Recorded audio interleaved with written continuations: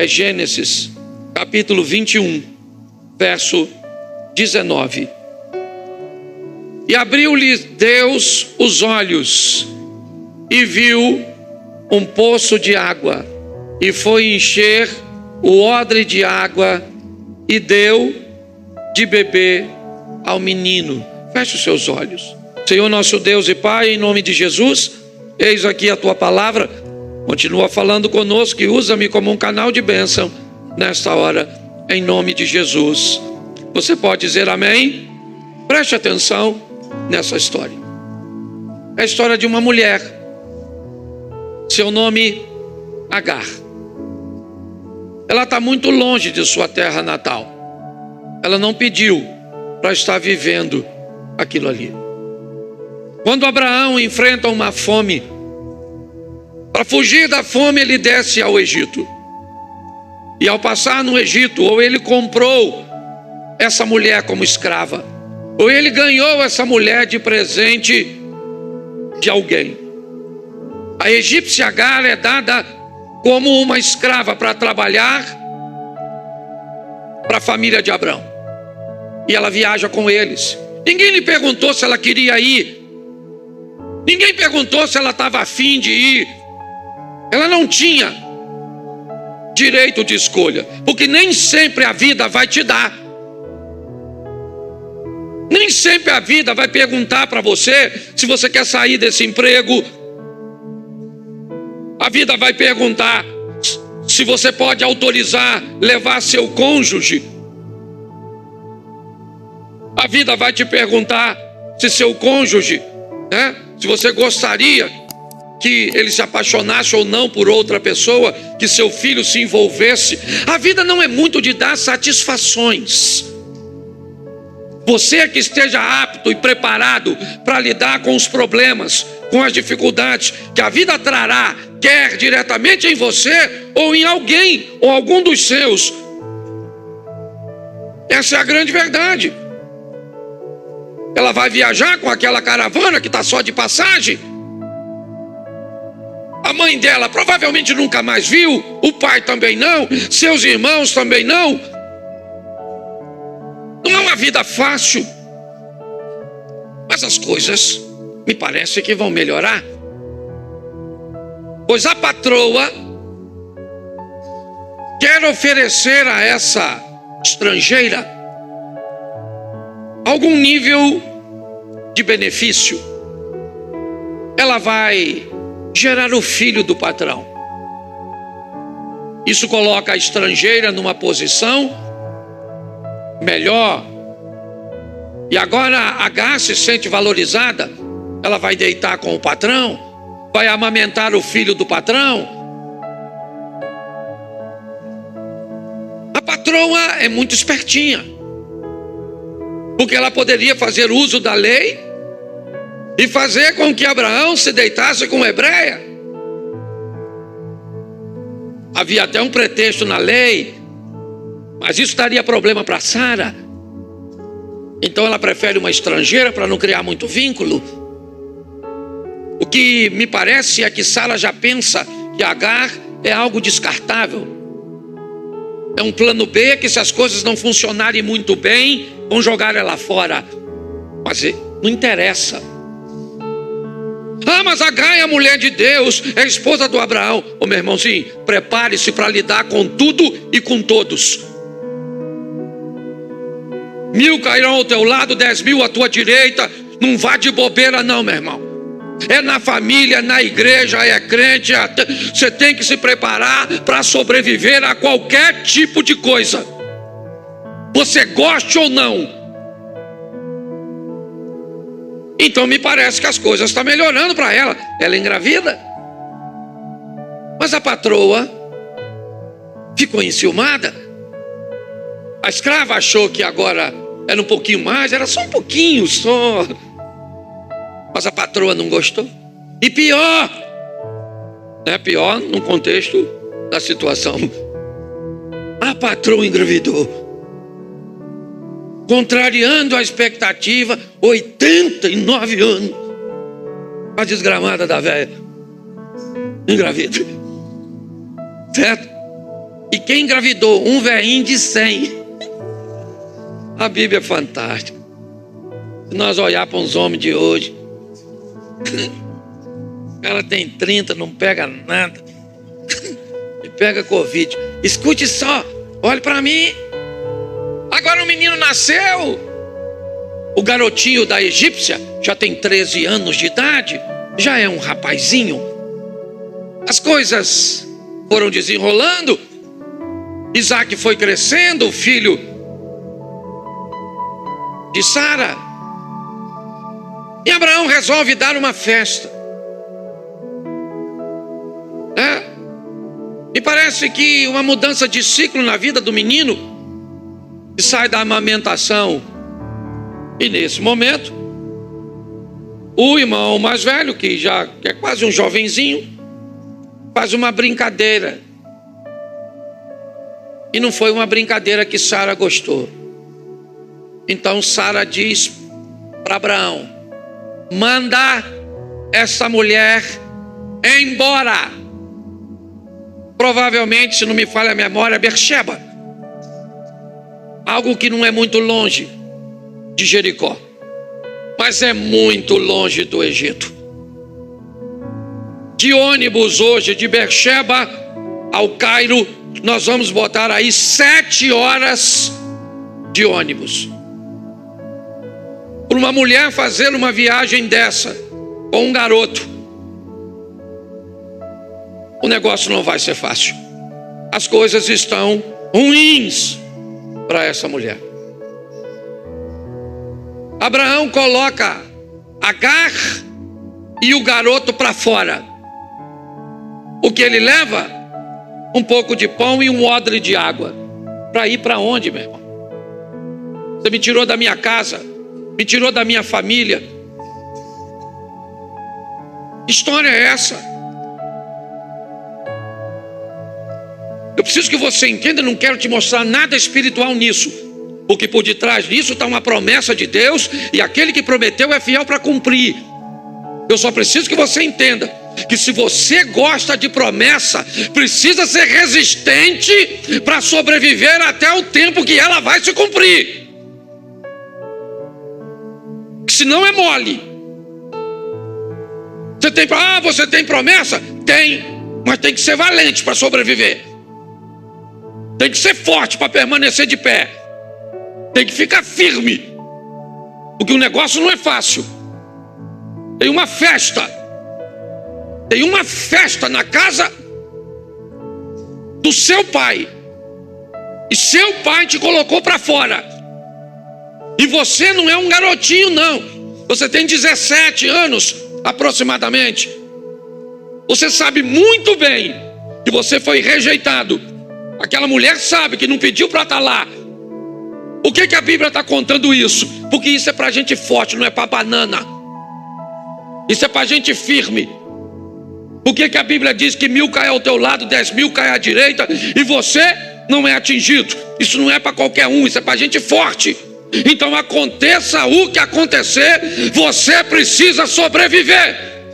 Sobreviva um divórcio, sobreviva uma perseguição, sobreviva uma doença, sobreviva uma injúria, sobreviva. A vida não é para os fracos. O que ela está agora? Aguardando a morte. Sentada, distante de seu filho, pela fome. Eles ainda duram alguns dias, mas 3 dias sem água, certo? Ainda mais naquele ambiente onde durante o dia o calor é intenso. Depois de 24 horas sem água, certo? A mente já não consegue mais pensar direito. Mas sabe, as coisas não estão bem para Agar, não. A água acabou, talvez ainda tenha comida, eu não sei. Ela bota o menino distante, não tem ninguém para pedir ajuda, não tem ninguém para pedir uma carona, não tem ninguém para pedir um copo d'água. Então tá ruim demais. está esperando o filho cair, ou talvez ela cair, desidratada. Eu confesso a você que eu não conheço ninguém. Conhece alguém que morreu de sede?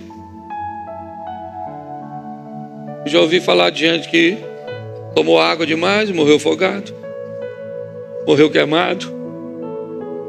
Já ouvi falar de gente que morreu de fome, mas eu nem sei como é que é morrer de sede. Nunca ouvi falar disso. A mente dela está confusa. Quem morre primeiro, eu ou meu filho? Mas o texto em que lemos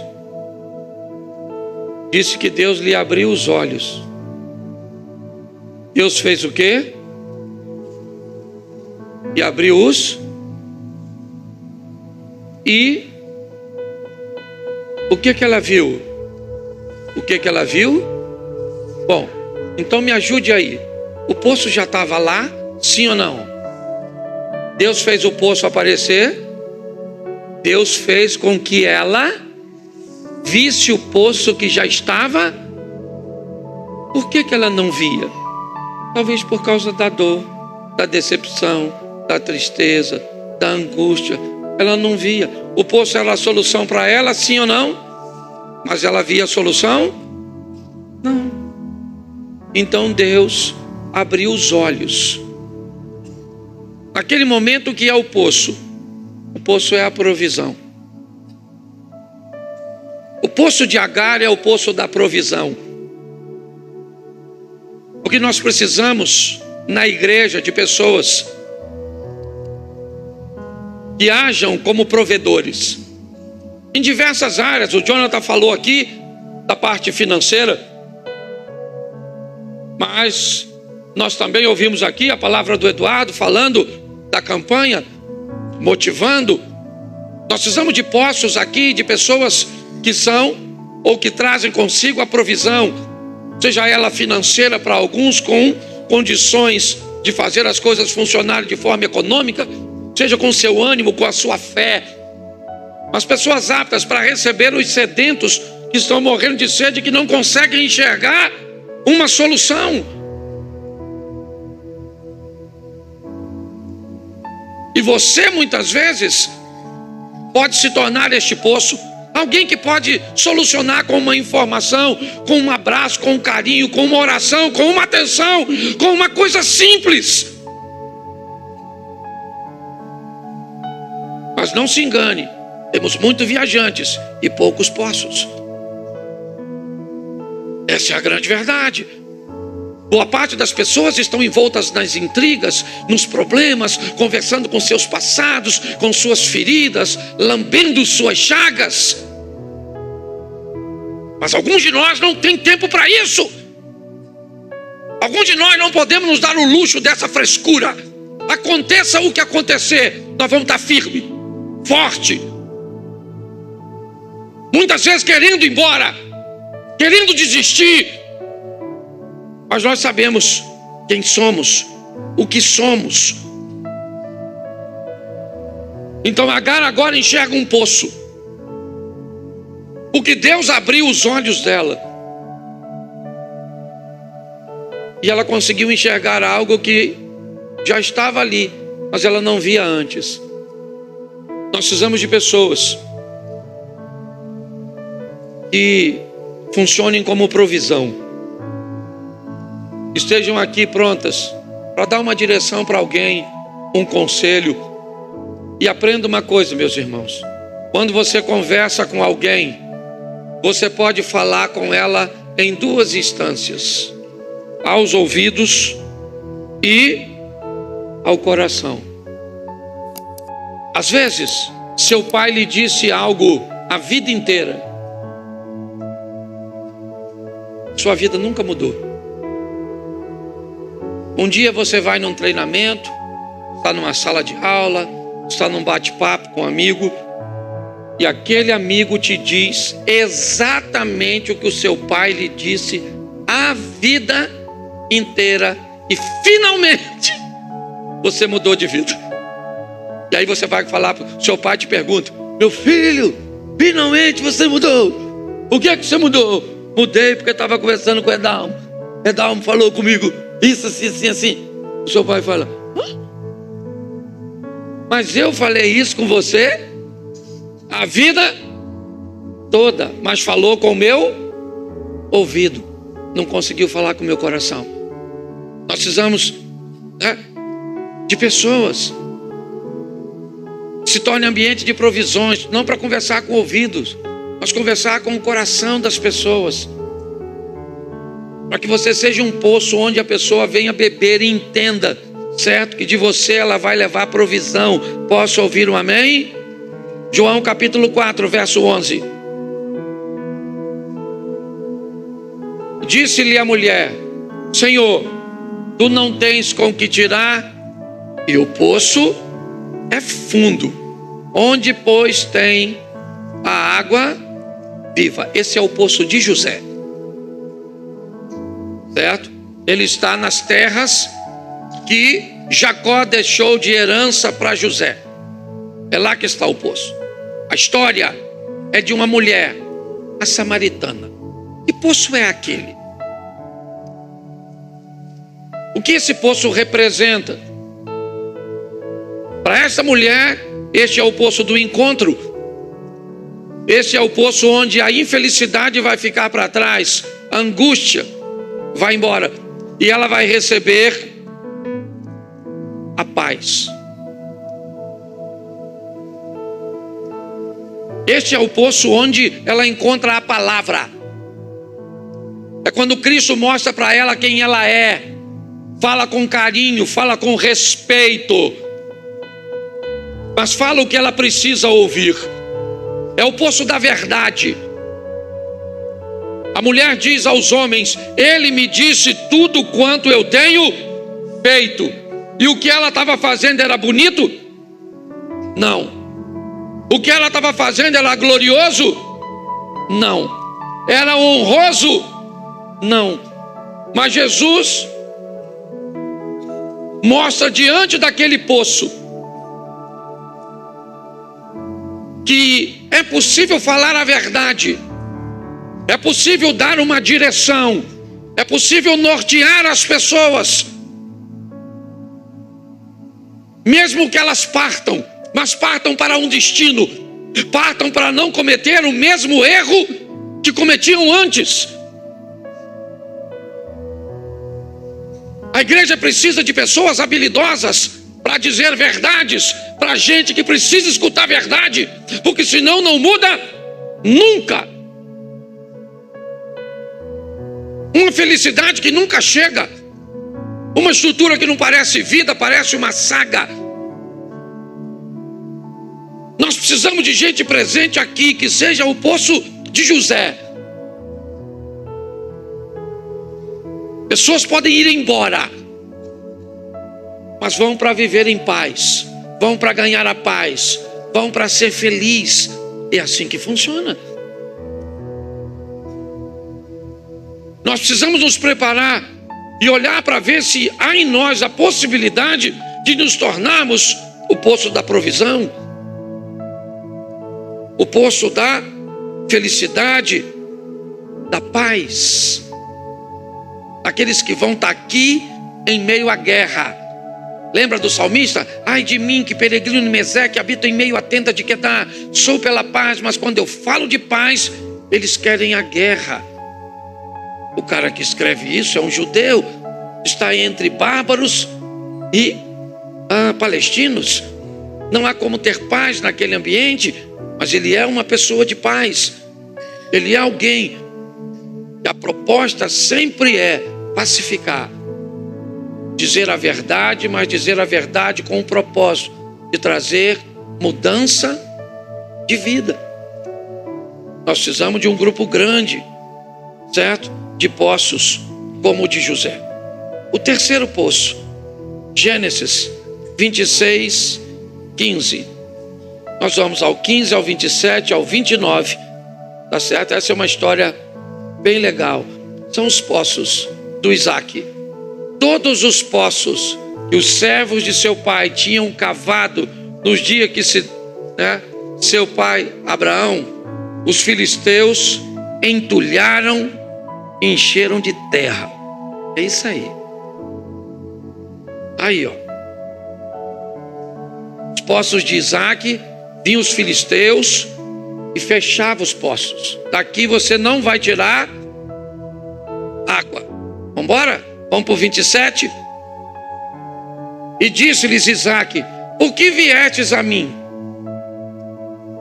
Pois que vós me odiais e me repelis de vós. Agora o rei dos filisteus junta mais 2 de seus homens e vai visitar Isaac. Mas o que está acontecendo? Isaac chega aqui, se estabelece em volta do poço, os filisteus chegam, expulsam e fecham o poço. Isaac vai para mais adiante. Onde ele vai? Onde tem outro poço, porque só tem vida ao redor da água. Se não tiver poço na sua casa, não tem vida.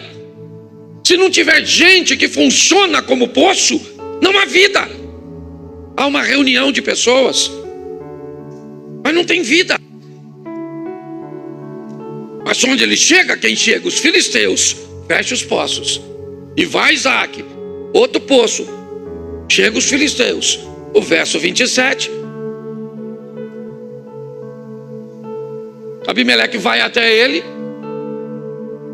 E aí Isaac disse: pô, cara, o que você está vindo até a mim? Você não tem vergonha, não? Vocês me odeiam.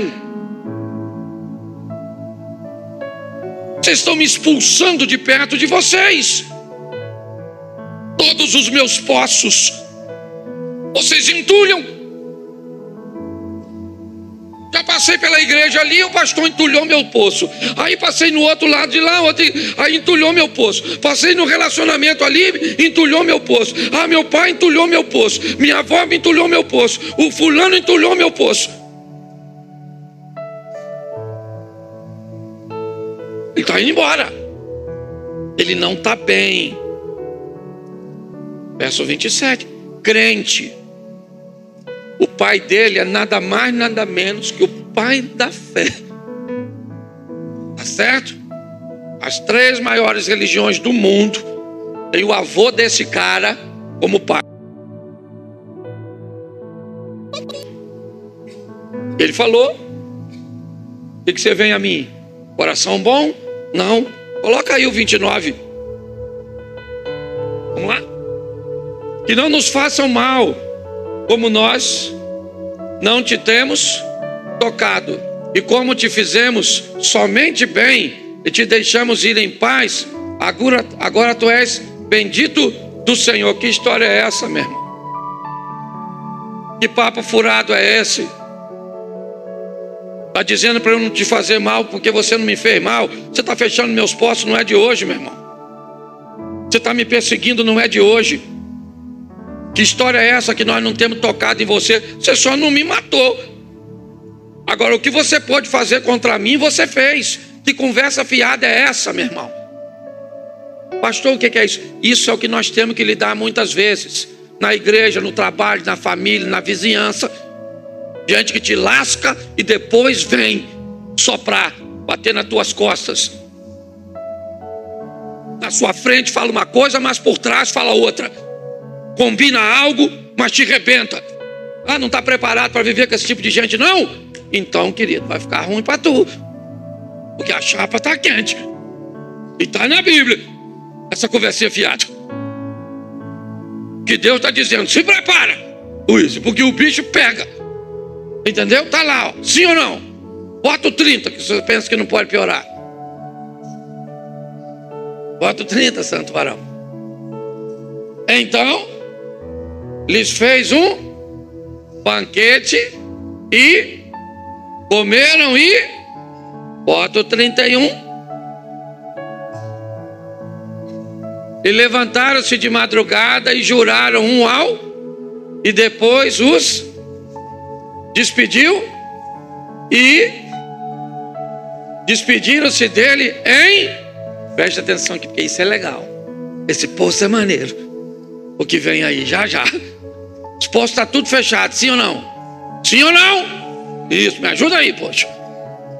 Tá certo? Uma discussão danada, uma falsidade. Lascada. Tem marido falso, sim ou não? Tem filho falso, sim ou não? Tem mulher falsa, sim ou não? Tem. Falei mais forte só para aborrecer a mulher. Tá certo? Falso, tem gente falsa, falsário. Certo? Aí sentaram numa mesa e fizeram uma comida. Aí. Ambiente bom para consertar as coisas, viu? Aliás, pensa num ambiente bom para resolver as coisas, tem comida. Não é de hoje. Comida está em tudo. Se comunicar com os orixás. Põe comida. Fui até para outra religião, olha que beleza. Tá certo? Bota lá comida nas encruzilhadas, bota o negócio. Certo? Isso aí. Rei Arthur ia fazer suas incursões, fazia seus jantares na tábua redonda. Todo mundo comendo. Até Jesus, os maiores ensinamentos. Toma limpão. Comida. Você quer conquistar uma menina, você fala o quê? Vamos comer um negócio ali, garota. Tomar um sorvetinho, pôr mais duro. Não, na verdade. Grandes negócios são fechados em mesas de almoços e comida. Então fizeram um banquete, comeram e acertaram. Por quê? Porque a vida continua. Às vezes dá para ir junto. Levantaram-se de madrugada e juraram um ao outro. Depois aconteceu o quê? Despediu. Vazar. Tem gente que tem que ir mesmo, porque é só para um período da sua vida. Mas tem que ir em paz. Porque Isaac tem água, sim ou não? Isaac tem água nessa ocasião, sim ou não? Não, os poços estão tudo fechadinho. Mas resolveu o problema, sim ou não? Sim ou não? Me ajude, gente. Que também eu falei que eu não ia ficar mais pedindo vocês para falar, né? É chato, parar com isso, fala mais nada não. Tá a boca fechada. Verso 32. E aconteceu naquele mesmo quando? De madrugada, o que? Eu ia falar e não ia mudar. Um vício. Eu estou viciado nesse negócio. Não fala nada, você fica quieto. Se eu pedir, você não fala, tá bom? Então, escute só. Naquele mesmo dia, na madrugada, ou seja, durante a noite anterior, eles sentaram, comeram, beberam, resolveram, falaram, desabafar, falaram da falsidade de tudo, certo? E aí tiveram uma comida gostosa, foram dormir, levantou de madrugada, falou, beleza. Naquele mesmo dia que vieram os servos de Isaac e anunciaram-lhe acerca do negócio do poço que tinham cavado e disseram: temos achado água. Esse é o poço que nos mostra a perseguição, mágoa e perdão. E você precisa estar preparado para receber gente que chega aqui perseguido, magoado, com dificuldade de perdoar outras pessoas e a si mesmo. É assim que funciona. Onde tiver poços, onde tiver pessoas que são capazes de fazer isso, a água, o refrigério, a vida vai aparecer. É poço demais, eu vou falar mais dois. Êxodo 7:24. Coloca aí, por favor. Todos os egípcios cavaram poços junto ao rio para beberem água, porquanto não podiam beber da água do rio. Essa é a praga onde a água do Nilo se torna em sangue. Toda a água que havia saído diretamente do Nilo, estivesse a água na botija, na cisterna, certo? Onde a água tivesse, se ela saiu do Nilo, a praga que transformou a água em sangue ou numa cor avermelhada, mas sem condições de beber, tá certo? Não necessariamente o sangue, ok? Provavelmente não tem como ser isso. Você sabe, você entende um pouquinho o que o sangue faria, certo? Ele iria coagular, não tinha como, certo? Mas é um vermelho de cor ruim, ok? Tóxico, que matou os peixes, que era impuro. E agora os egípcios estão com um problema. Nós vamos beber de onde? O que nós vamos fazer? Não tem água no Egito, com aquele rio imenso passando e o pessoal morrendo de sede. O que é o poço agora? O poço do Egito é o poço da solução. Eles precisam solucionar o problema, entendeu, Bruno? Precisa solucionar, precisa resolver. Se resolver, se a resolução for o que você gostaria que fosse, se o desfecho fosse segundo o seu modelo, seria bom demais. Seria bom demais. Mas quem garante a você que vai ser segundo seu modelo? Não vai. Não é sempre que as coisas vão acontecer do jeito que você espera. Então sabe o que eles fazem? Nós vamos buscar um poço. Vamos cavar um poço aqui. Ah, mas todas as águas estão vermelhas? Todas as águas estão impuras? Ah, mas vamos cavar um poço. Vamos cavar um poço, mas a água do poço também pode estar vermelha, sim ou não? Mas nós só vamos descobrir depois que cavarmos. Você precisa de uma solução? Então não dá para ficar parado.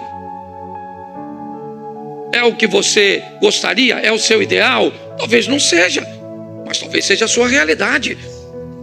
E enquanto você não tiver seu ideal, aprenda a trabalhar a sua realidade. Pelo menos você está em movimento.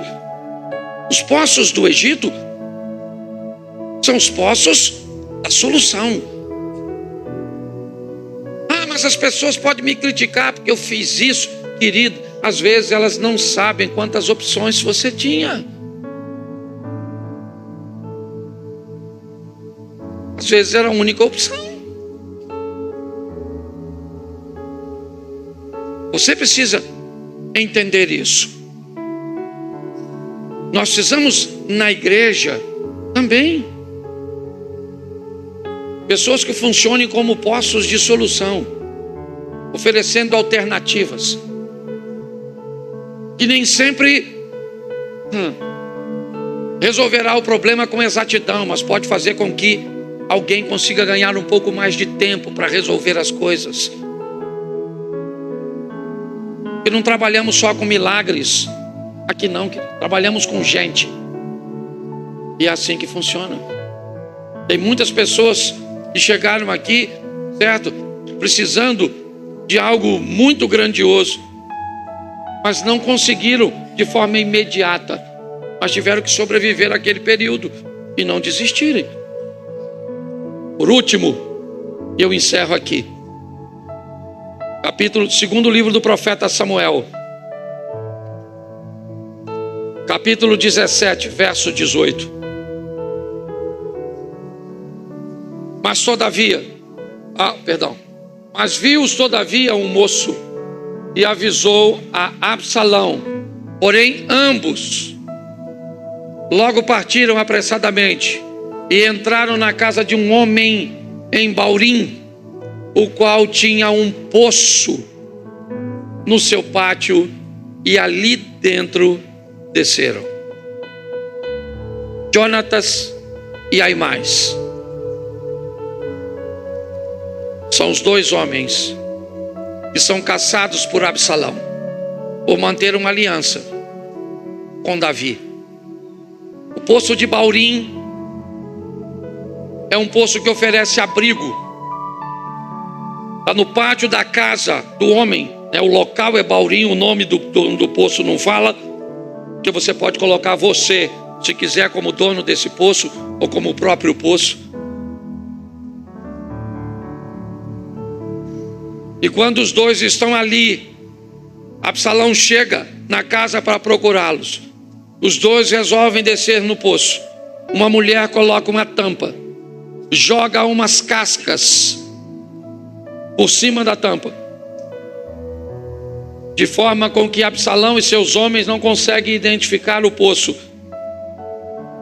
E naquele momento, aqueles homens são abrigados, são protegidos, estão escondidos. Nós precisamos de pessoas na igreja que exerçam essas funções. Pessoas que funcionem e que hajam como poços, oferecendo aos viajantes, aqueles que passam por aqui, a possibilidade de se manterem vivos, escondidos, animados, consigam sobreviver às dores, às perdas, às dificuldades. Não é para qualquer um. A gente amadurece. A igreja vem passando um momento, e ele é quase global, onde as pessoas escolhem 3, 4 cultos por mês para virem à igreja. Eu venho quando eu posso. Pastor, eu venho quando dá. Ah, pastor, eu não vou participar disso aí não, porque é assim que tem acontecido hoje. E nós, como pastores, liderança, temos que entender esse momento. Nós precisamos achar os poços. Aquela turma que vai estar aqui, chova ou faça sol, está favorável ou desfavorável, brigou em casa com o marido e vai ter que vir para o culto, meu irmão, de nabico. Veio para o culto, não sabe nem onde o marido está, não sabe como está o filho. As coisas estão difíceis, mas nós não trabalhamos para nós. Nós trabalhamos para o Senhor. Estamos aqui para dar esperança às pessoas, para oferecer às pessoas um ambiente onde queremos receber pouco e ofertar muito. Então eu quero terminar dizendo que nós estamos precisando de mais pessoas que estão dispostas a ficar. Estamos precisando de mais pessoas que estejam dispostas a lutar contra suas tentações, buscar um nível de vida com Deus mais próximo. Pessoas dispostas a receber menos e a oferecer mais. Pessoas que consigam, neste tempo difícil, mais tempo, mais fé, mais disposição, mais conhecimento, mais bom senso para oferecer de beber a essas pessoas. Aqui, o garçom somos nós.